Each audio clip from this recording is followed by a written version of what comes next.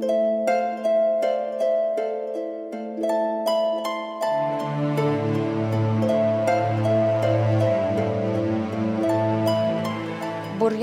перакладаецца на рускую мову як сарняк.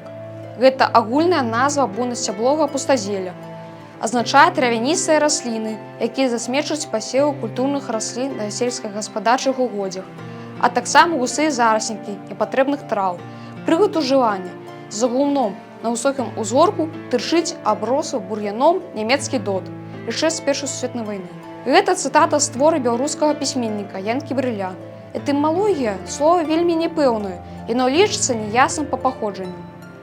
Слово звязана з агульнаславянскім коранем, магчыма, мае сувязь са словам буйны, у значэнні хуткага росту. Шануйце беларускую мову!